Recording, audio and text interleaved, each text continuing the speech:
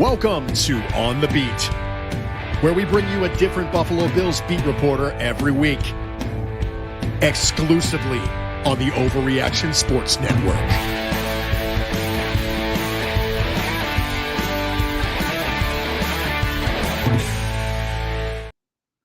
Welcome everybody. It is Tuesday night here on the Overreaction Buffalo Sports Network. We are powered by Believe. I'm fired up, man. We got a lot of good stuff to talk about leading into a Sunday night game against the Baltimore Ravens. But joining us tonight on the beat is Dan Fetes, sports reporter for 13 WHAM, also in Rochester, and also most importantly, 1/3 of the dynamic vidcast podcast group known as Buffalo Plus. They've been awesome to us.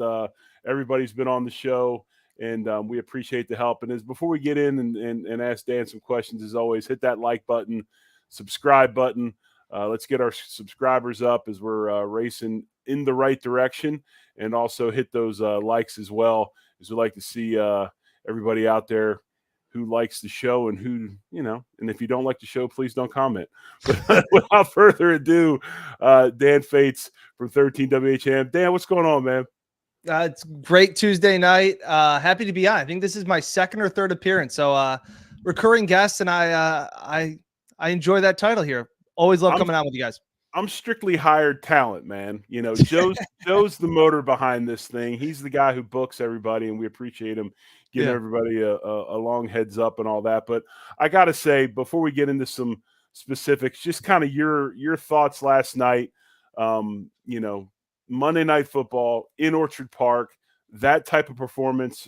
I know you were there. Just your overall thoughts on last night's game against Jacksonville. Yeah, well, if I had to be honest, I think I was a little bit nervous actually heading into that game. We saw teams that were 0-2 on Sunday. There were 7 of them. 6 of them got wins.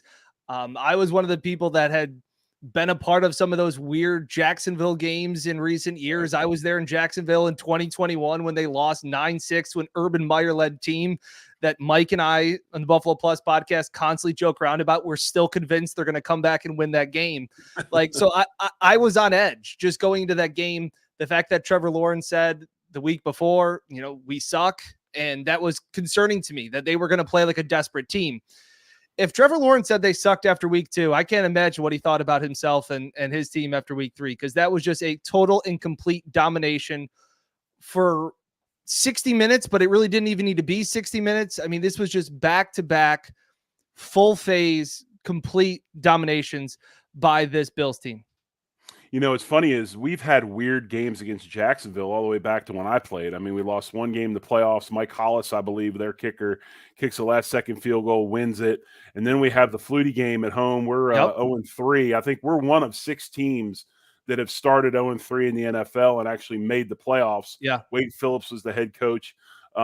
We have kind of a botched handoff situation in the backfield. Flutie ad-libs and runs the naked boot for a touchdown. We end up winning that game. So, weird games with Jacksonville for quite some time. But, Dan, real quick, I mean, obviously the talk has been Josh Allen and his play over the first 3 weeks. Just, Dan Orlovsky last night on the broadcast. And, by the way, him and Louis Riddick and that crew, phenomenal. Really, really good. Phenomenal. I mean, the insight, and it wasn't forced insight. It was really good information. Guys that you can tell study a ton of film during the week to prep for their assignments on either Sunday or Monday or whenever they're covering games. Yeah. Orlovsky said that Josh Allen last night, that first half was the best half of football he's ever seen him play in the NFL in his 7 years. Kind of your assessment of Josh Allen's play over these first 3 weeks. Yeah, a couple points to that. I trust Dan Orlovsky so much. What he says, I take as gospel. I really do. And we've had him on the channel a couple of times, and I had him on this offseason because I thought it was really important to see hey, are they going to put more on Josh Allen's plate? True number 1 wide receiver. How would you handle that? And what Dan talked about with me was the fact of, was he willing to do the boring things? Was he willing to be the point guard and not be live or die on every play? We know how spectacular Josh can be. And last night I thought was a prime example. In the first 2 weeks, the second half of the Arizona game, I thought he put on his Superman cape and just went full Josh Allen. I'm going to put the team on my back. Everybody get on board. He's hurdling defenders in week 1, putting his body on the line like it was an AFC championship game. The second week, look, they dominated. Defense was great. This was the week where I thought he was calculated. He was meticulous. He was the surgeon and not the butcher. He was precise. He was willing to take those checkdowns. It was a bold strategy by Jacksonville, Jerry, to just not cover James Cook. I thought that was an interesting take. But the fact that Josh took that and that he didn't force anything and all of the throws were easy, that was the most impressive thing to me, because Dan Orlovsky said to me was like, is Josh willing to be the point guard and not have to be the guy that says, give me the ball and I'll do it all on my own? But can he facilitate? And I thought he did a fantastic job of that, while also sprinkling in the arm cannon, the ability. The Kincaid touchdown, I thought, was one of those perfect examples of the maturity that we've seen from Josh of, I probably shouldn't make this throw here. I probably shouldn't throw it there. Now I'm Josh Allen. I can still make that throw. It was like the Steph Curry pulling up from 40 feet. Like, no, yes. Like, all of that was in one half of football. And it could have been more if James Cook catches the one. Like, it was so impressive to me to see what he did on that stage, in that environment. To me, it was perfect. Dan, I have to say this as well. You watch that and you watch him orchestrate this offense, and obviously it is very user-friendly. We talked about this, a few weeks ago at the start of the season. This is a quarterback-friendly offense. It is an offensive line-friendly offense. The plays are there to be made. But when you look at him play, how frustrating is it as a defense coordinator when you call the perfect defense, you look to get the stop, and then my man goes and ad-libs and makes plays with his feet? It's got to be terribly frustrating. Think about the route that Dalton Kincaid ran. I know Elena Getzenberg of ESPN did the dots, and I think that's great when Next Gen does the dots.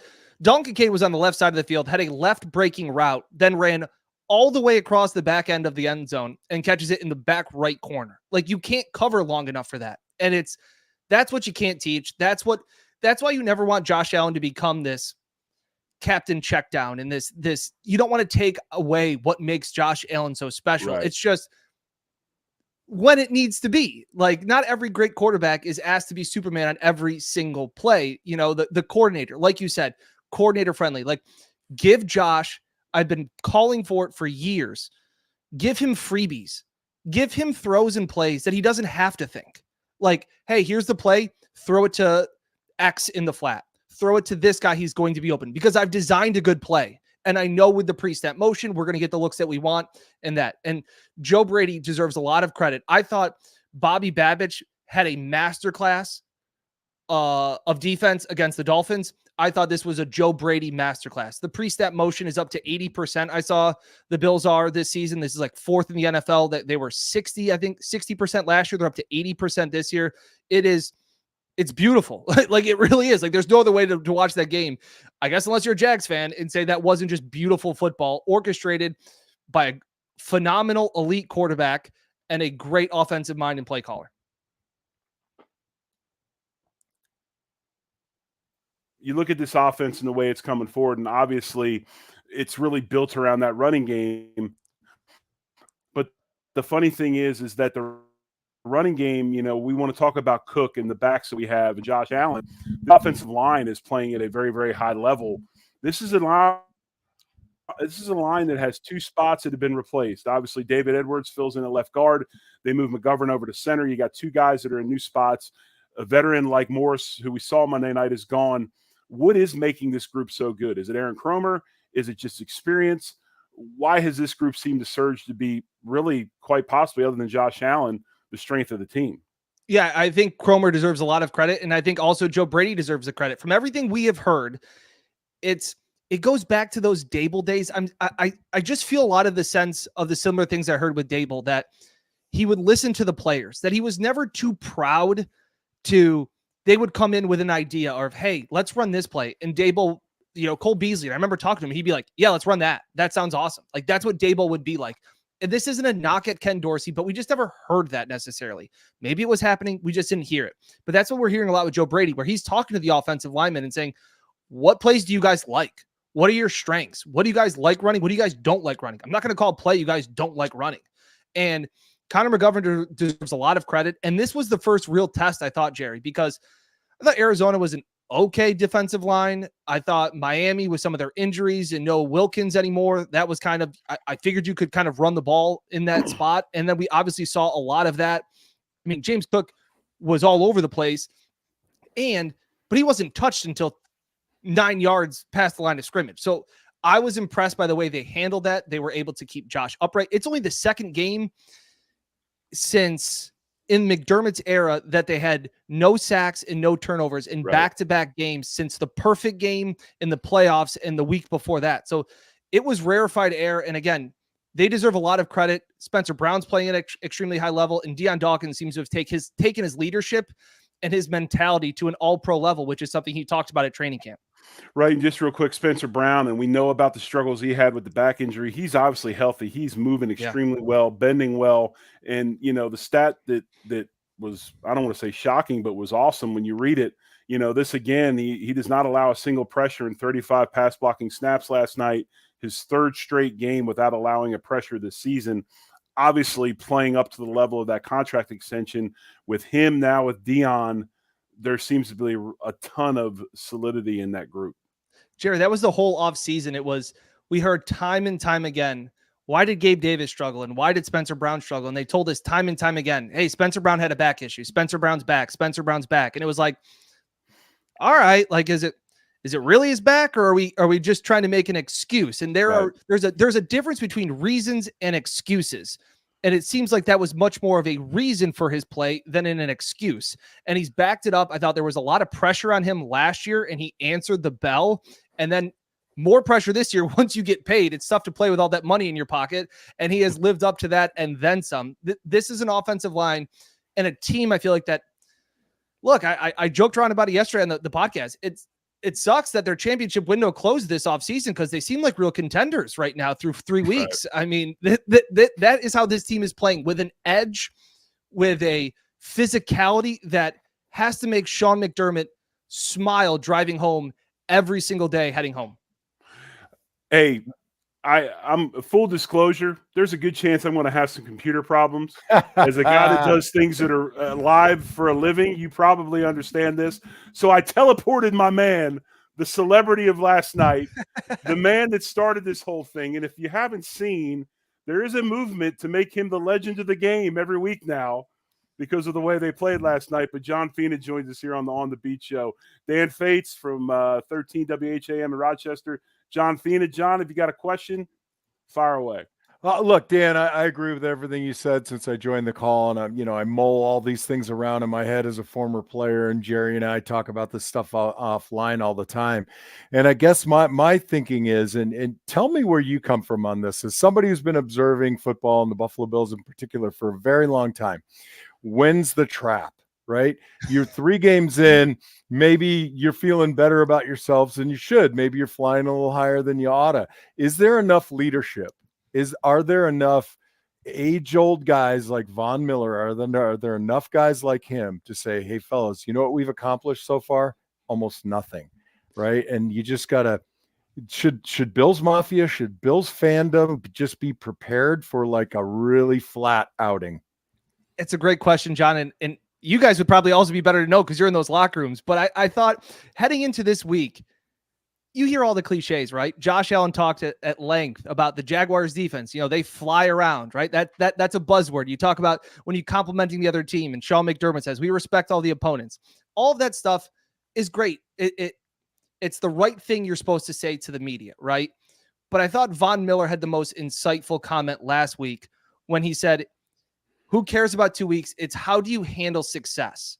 Because this isn't a team that from the outside for the national media didn't think without Stephon Diggs and without Gabe Davis and Mitch Morris and Poyer and Hyde gone, they were not expected to be this team. And maybe if they weren't expected to be this dominant. So I thought if there was going to be a lull, maybe it was after 11 days off. Maybe they read too many headlines. Maybe all of a sudden it's, hey, you guys are good and you got 11 days and you can just rest. And hey, we'll just roll the footballs out there on Monday night. We're at home. It'll be fine. And that wasn't the case. And they came out and I know Deion talked about it, that like there was an emphasis of the opening drive. And you saw that with Sean going forward on not one, but 2 4th downs. Like, tough. It was a tough night for anybody that says Sean McDermott is a too conservative of a head coach, because he dialed up and pressed all the right buttons to get that crowd, thanks to you, as well as some 4th down conversions, to really, it felt over when it was 13-0. I know it's not, but that was the vibe where it was like they were already against the ropes. Yeah, when I was in the stadium last night, it felt that way. It really felt like Jacksonville, they just seemed not there. Yep. And almost like they were mailing it in. And Jerry and I know that you never are. Everybody's fighting their individual battles, right? And you're not having success, but collectively it just looks flat. And Yep. they just looked flat. But I keep going back to, and Jerry and I talk about this all the time, I just think that Brady is doing such a good job, not just with the variety of play calling between run, play action, drop back, but there's a real creativity to putting guys in motion for a real reason, a specific play against a specific defense that they expect to get in 2nd and long or 3rd and medium or whatever it is. Are you seeing those same things? Because I'm starting to think like, and I love the guy, I don't love the team, but that's the kind of stuff we see from Andy Reid. I was just going to say that. Yeah. Pre-snap motion is something I've been screaming for the top of the mountains for the past 2 out of the last 3 years. It feels like since Brian Daboll left, and that's where the NFL is going. And if there's any way for an offense to get the defense to show their hand early, it's pre-snap motion. And if you can give Josh Allen answers to the question before the ball is snapped, you're going to be in good shape. And I just felt like with Brady, every single question the Jags threw at them, they had the answer to the test. And that's got to be a very powerful feeling to be number 17 and getting the ball and being like, all right, we're good. Like, this is what we were expecting to see. This is the play we have on. It's a man-beating play. Perfect. I know exactly where I'm going. Like, there is a simplicity to this offense that I feel like Josh Allen is thriving in. And what I love about Joe Brady, too, is that I remember Leslie Frazier. It was one of the Chiefs games where they didn't blitz Patrick Mahomes and they beat him. And Leslie Frazier wrote, he said on his wristband, "Don't blitz." And it was a mindset to remind himself. It seems like Brady has like KISS written on his forearm. Like, keep it simple, stupid. Like, he will hit the same play over and over and over again to be like we saw it against Miami. If you're not going to stop it, we'll just keep running it. That's fine. And that is so many great offensive minds, I think. And Mike McDaniel is one of them, a guy I really, really like in Miami. Seems to sometimes outthink himself. And I just haven't seen that from Joe Brady. And it's been so refreshing to be like, hey, football, let's not make this any more complicated than it needs to be. We got 17 as quarterback, and we're just going to, whatever you give us, we're going to take. And that's been a really refreshing thing that I've seen from this Joe Brady since he took over midway through last season. Real quick, I want to talk about the linebackers. Obviously, we lose 2 players, Terrell Bernard, and we lose Milano, 2 guys that many felt were our 2 best players on defense. And Braylon Spector and Dorian Williams step up and play incredibly well to the point of really no talk about either of those guys filling in, like they haven't missed a beat. Your assessment of that position and why is this staff able to bring guys along like this? It seems like every year somebody's able to step in and take over. So something I've heard from inside the locker room is that obviously the starters watch film with the coordinators and their position coaches. I've heard that the backups also get one-on-one time with the position coaches to watch film. And I've heard that's rare. Yeah. I think if we had one-on-one time with our position coach back in the day, there'd have been a homicide, Joe. Or I'd have been looking for the top of the stadium. I mean, just one-on-one, you got plausible deniability all over the place. I mean, with Buffalo, Orchard Park, I mean, the burial grounds are vast and plentiful. But it's guys like Cam Lewis and Jamarcus Ingram that have said like that they're getting the same amount of treatment and film room time as the starters are getting, because this coaching staff values and knows, and unfortunately they've had to understand how important backups are because of the injuries they've had.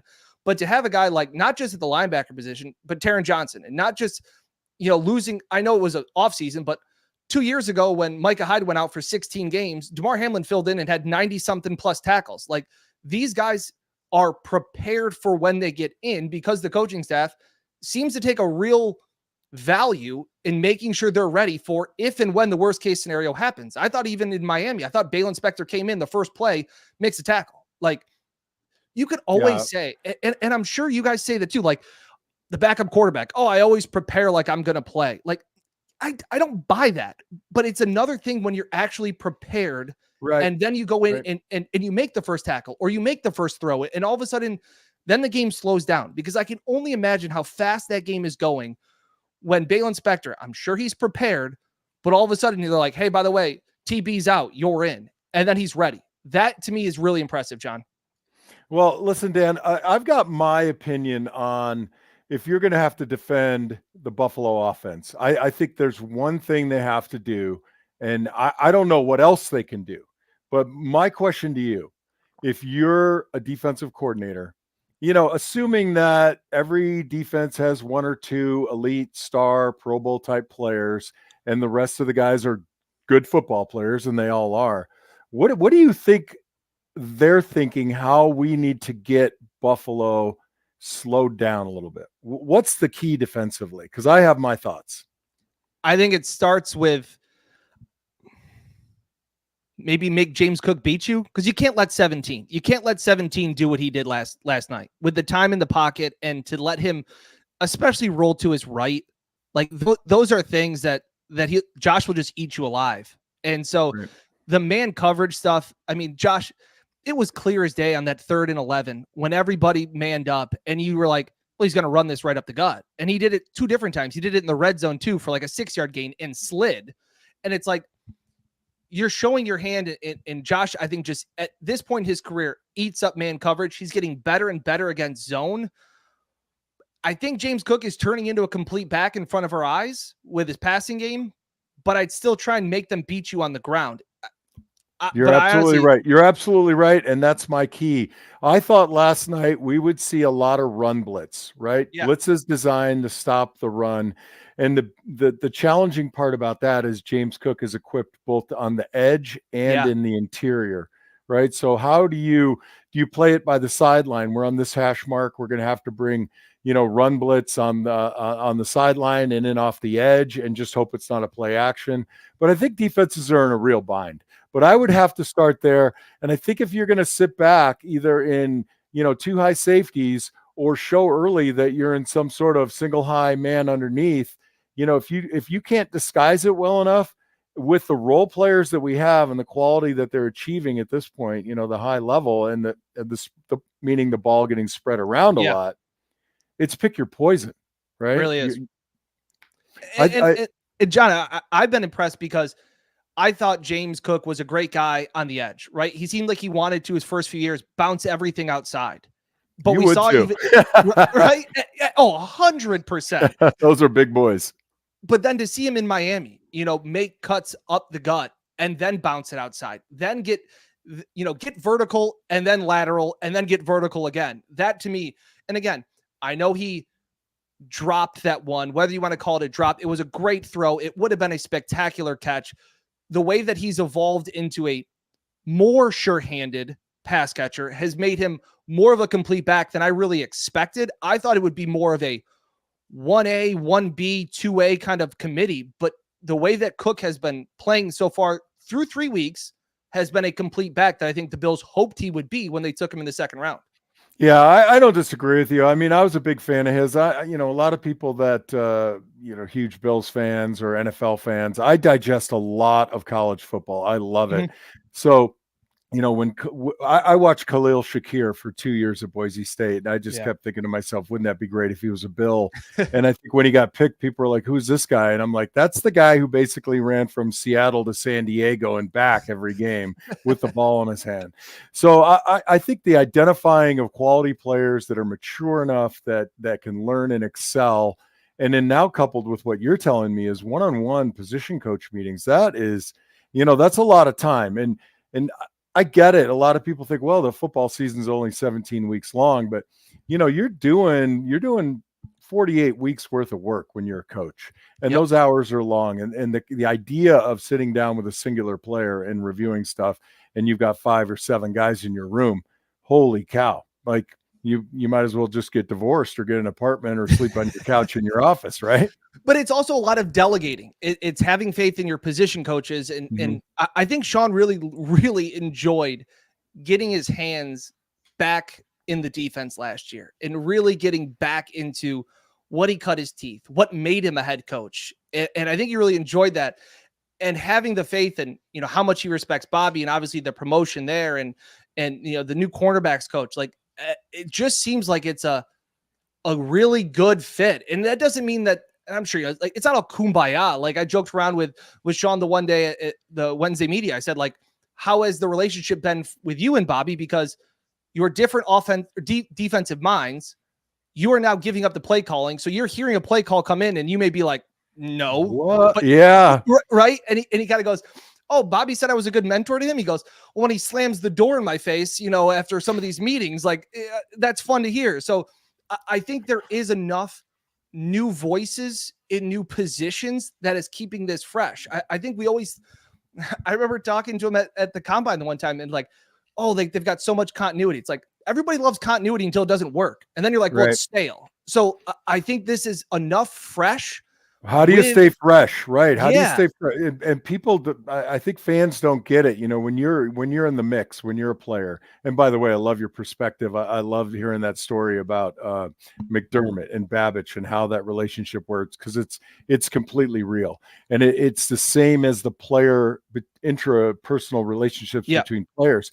By the time the second week of December came around, I would have thrown all of my teammates into the pit. Even my best buddies, they'd be going down. You had it up to here. And I'll tell you, I always, we're offensive linemen, Jerry and I. So we're always kind of measured. Like, we're not celebrating until there's minus 10 seconds on the clock, right? And every game is a big game. And we always feel that way, because as soon as things go sideways a little bit, they lay it off on the offensive line. But let me give a little perspective that I have from the airport this morning. And I'm struggling to remember his name, because I'm working on like fumes on 2 hours of sleep last night. I was so amped up after the game. So Brandon Bean's assistant, tall assistant general manager, super great guy, comes up to me in the airport and he's like, man, you did a great job. What do you think? And I'm like, I can't tell you how excited I am. And he's like, you know what?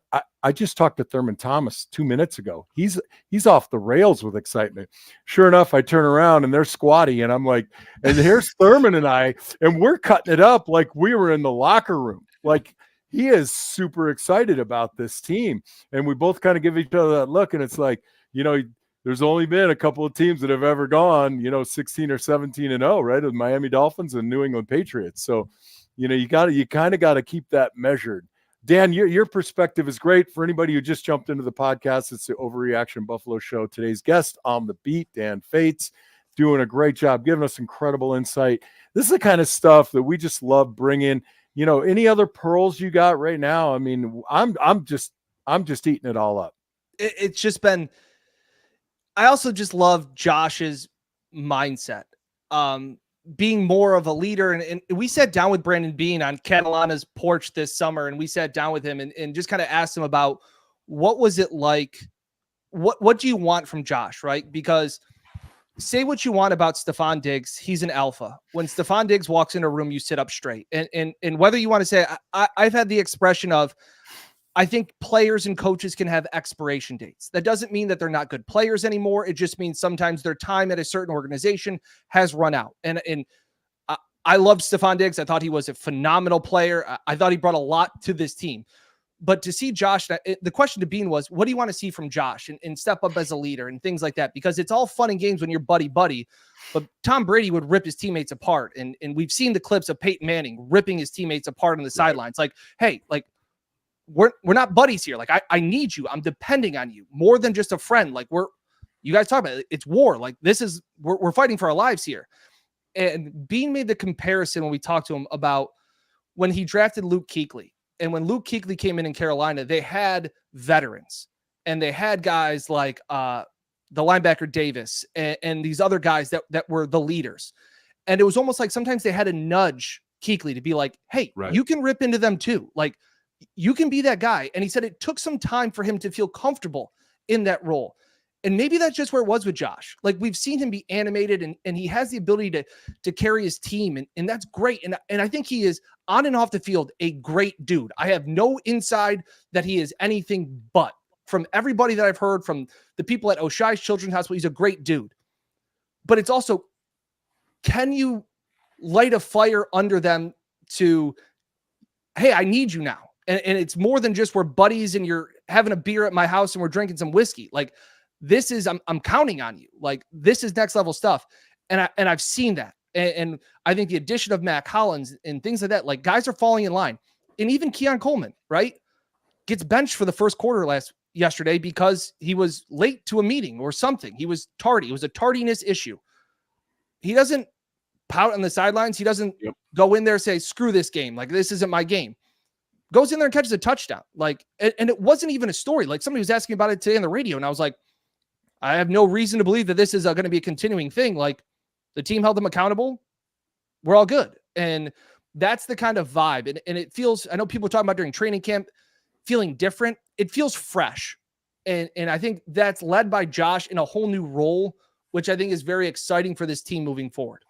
Yeah, I think fresh is a great point. It's not only just Josh and the levity, but I think the youth that has been infused into this team, not just as the players, but also in the coordinators, has taken it to another level. I mean, John, you were there last night, and we saw it on TV. I mean, the full field celebrations after the pick by DeMar, and then you have the sack by Vaughn, and I mean, it's refreshing, and that's where the excitement's coming from. You can see it in the players.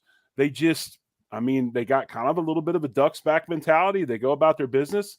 They got down early against Arizona, were able to come back, and they seem to be playing a little more carefree than they have in the past, So I agree with that. And I think we fell into a trap as a society some time ago where everybody was just, you've got to be you're so nice all the time. You're so accommodating. You're so forgiving. Right. And that's a great thing, out on the streets.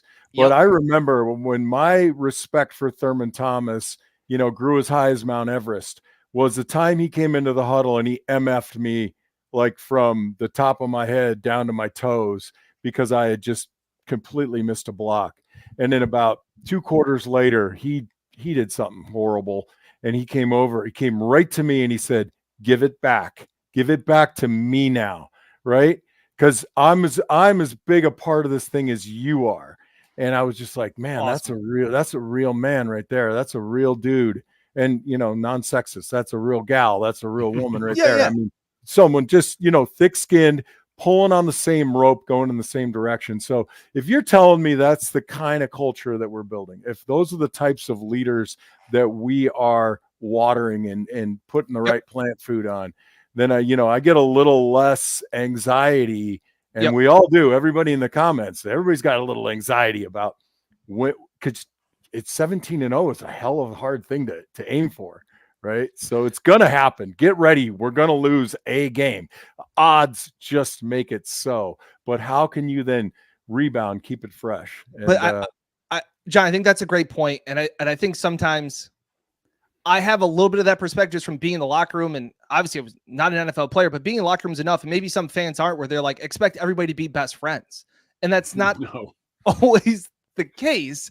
And people want locker rooms to be like your neighborhood or your family. And it's like, well, if it's your family, like, don't you hate your brother sometimes? And don't you want to put your fist through his face? And like, that's okay. That doesn't mean that the locker room is fractured by any means. It just means you're a family. And sometimes I don't like you. You don't have to be best friends all the time. So that story about Thurman is awesome, because I don't think people know that enough, because, like everybody's best friends, right? Like Josh is buddies with everybody.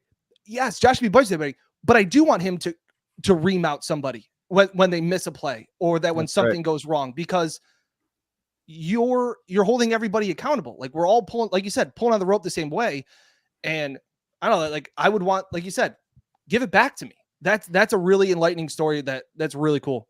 And if you want to take that further, go on the YouTube and look up Bill Parcells' Hall of Fame speech that he made when he got enshrined into the Hall of Fame. He talks just about that topic. He talks about the locker room and just the amazing social experiment living, being in a locker room is, and all these people from different cultures and backgrounds coming together. And he makes that point. He goes, there's only one thing that you worry about, and that's, are you here for the common good? And if you're here to help us, come on. You're quickly taken into the locker room. If you're not here to help us, then get out. And it's that whole love and like thing. You have kids, and I'm sure they're young, and they're going to get older. John and I have kids in their 20s. You know what? I love my boys. I love my kids. There are times I do not like them, but I love them, right? And it's that same mentality. But anyway, real quick, we don't want to hold you up much longer.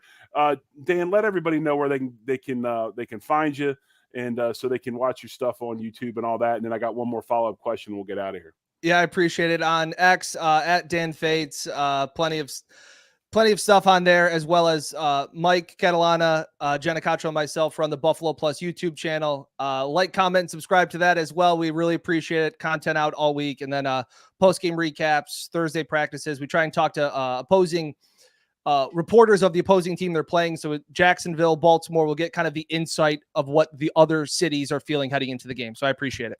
And what, us guys here at Overreaction Buffalo, we've kind of pointed to this fourth game of the season as being maybe the first real test for this ball club. We're traveling to Baltimore Sunday night, playing against Lamar Jackson and the Ravens. You got press conferences on Wednesday and all that stuff. Real quick, what are you looking at this week? Kind of a real quick assessment as we start heading towards game time on Sunday night, some things that you see out of this game against Baltimore this weekend, and maybe some questions you might be asking tomorrow at the press conferences. Yeah, I think it's going to be, I'll never forget talking to Daquan Jones last year as they headed into the postseason and facing Pittsburgh. And Daquan said it best, I think, when he talks about what's the difference of playing postseason football, is that he explained it as it's a man whooping another man. And I just go, I look at Derrick Henry, and I think it's going to be a big test to that defensive line, because I think that they're going to want to just try and run Derrick Henry down your throat. The Bills have seen Derrick Henry before, all of those things. And to me, it's no disrespect to the two-time MVP Lamar Jackson. I've watched him enough. Obviously, we all have. I still think it's a win anytime that he throws the ball. If you can get him to throw the ball and keep him in the pocket, I think you're better off than not, because he is so elusive. He is so difficult in the open field. I think anytime that you can get the ball out of his hands, I think it's a win for the defense. So it's a matter of, can you get him either pressure, contain him, things like that to make him throw the ball? Because I know they still come, and I watched Dan Orlovsky's breakdown of the great, third down conversion they had. I still thought it was a bad pass. It was completed, but I still don't think his placement Chris Collinsworth will tell you on Sunday night, I promise you, he will tell you that he's a great, quote, pocket passer. And I will laugh every time he says it because he's not, but Collinsworth will tell you it. He's an electric athlete, great quarterback, MVP, all those things. But I still think it's a win when you can get the ball out of his hands. Hey, we appreciate you tuning in here Tuesday night, 8 Eastern, 7 Central, on the beat here on the Overreaction Buffalo Sports Network. Thanks again to Dan Fetes from 13 WHAM in Rochester and Buffalo Plus for joining us. Thanks to my man Fina, as always, here to bail me out when I need him. John, I know you're running on fumes. Again, it was awesome to see you last night, have that opportunity, and it was really, really cool.